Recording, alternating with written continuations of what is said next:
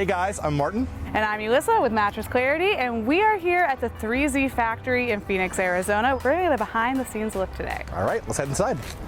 Fortunately, I didn't, this is the part that I probably shouldn't say, but This is like karma for all the bad reviews I've ever given mattresses. I have to make it myself now, so. there's nothing off limits.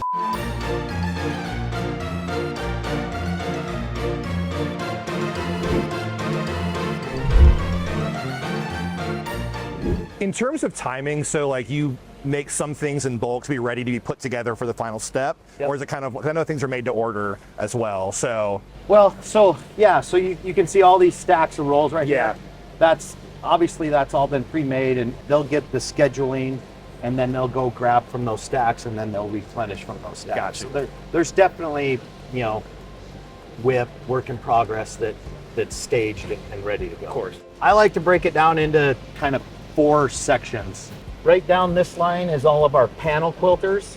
And so these are just big giant sewing machines that are quilting the side panel of all your mattresses and your foundations. These are all panel top quilters. So this is quilting the top of the mattress, and all those panels come off and then they just move down the production line.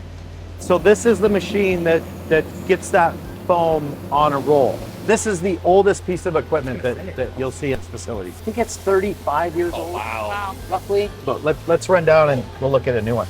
We can pick different patterns that we want to run. Then we have our different layers. This is our FR material, a little bit of foam. This is a sewing needle. Oh, And so it's just a big sewing machine.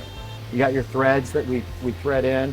This is waste, and this'll get baled, and then it'll get sold to a recycler that'll shred it up and more than likely turn it into carpet pad. Then in the middle is all our different stations: embroidery, heat press, handles, just different sewing machines and different steps to get all the product ready to be put onto a mattress. What this machine does is at the end, you'll see it surges the border. As it's going out, it's measuring how far it needs to go, and then it cuts it to size. Now, the other thing that it can do, it can add a handle. And so she's gonna set it up and add some handles on some beds and show you how we put the handles on. The customer is our number one priority, and giving them a product that they're happy with and satisfied with is what we're ultimately here to do.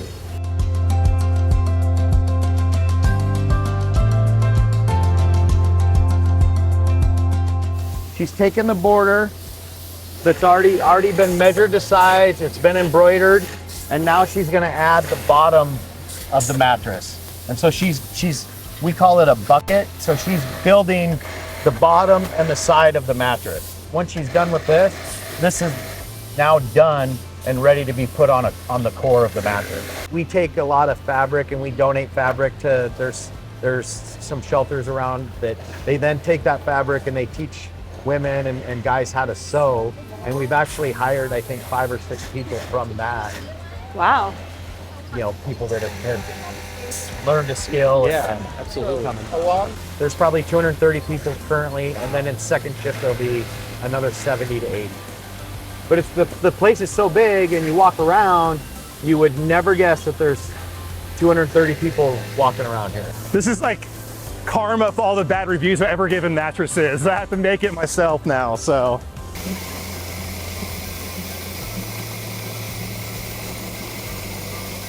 It would fail in QC, but would not fail. by much. It was close.